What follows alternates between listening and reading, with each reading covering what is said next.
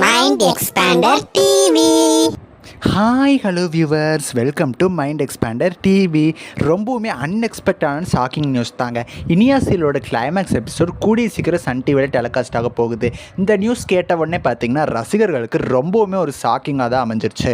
Iniya serial பார்த்தீங்கன்னா starting வந்த புதுசில் 9 மணி 9:30 இப்போ 10 மணி முத கொண்டு நல்ல ரேட்டிங் தான் எடுத்துகிட்டு இருந்துச்சு. ஸ்டோரியுமே ஒரு நல்ல ஸ்டோரியோட தான் மூவ் பண்ணி கொண்டு போயிட்டுருக்காங்க. பட் கொஞ்ச நாளாக பார்த்தீங்கன்னா 4+ ரேட்டிங் தான் எடுத்துகிட்டு இருக்கு. 10 மணி டைம் ஸ்லாட்டை இனியா சீரியல் தான் தொடர்ந்து பிடிச்சிட்ருக்கு. இது வரைக்கும் ஒரு தடவை கூட டைம் ஸ்லாட்டை விட்டது கிடையாது.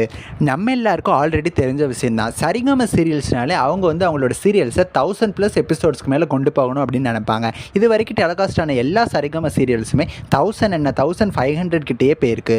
இனியா சீரியலும் அதே மாதிரி தான் போகும்னு நினச்சோம். பட் இப்போ தான் அவங்க ரீசெண்டாக 600 எபிசோட்ஸே கொண்டு வந்திருக்காங்க. சன் டிவியில் இப்போ நிறைய நியூ சீரியல்ஸ் வெயிட்டிங்கில் இருக்குது. அந்த சீரியல்ஸ் கொண்டு வரதுக்காக தான் இனியா சீரியலையும் முடிக்கிறாங்க. இப்போ பிக் பாஸ் சீசன் 8 வேறு வரப்போகுது. பிக் பாஸ்க்கு டஃப் கொடுக்கணும் அப்படின்னா கண்டிப்பாக சன் டிவியோட சீரியல்ஸோட டிஆர்பி நல்லாவே பிடிக்கணும். இனியா சீரியலோ மல்லி சீரியலோ பிக் பாஸ்க்கு டஃப் கொடுக்குமாங்கிறது டவுட் தான்.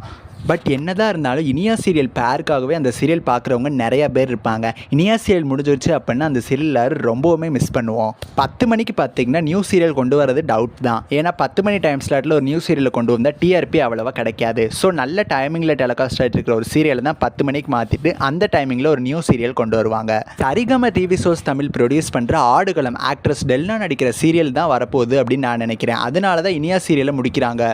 அனாமிகா சீரியல் வேறு சண்டேஸில் வெறும் 1+ ரேட்டிங் தான் அந்த வாரம் எடுத்திருக்கு. அதை வேற என்ன செய்கிறாங்கன்னு தெரில. வெயிட் பண்ணி பார்க்கலாம்.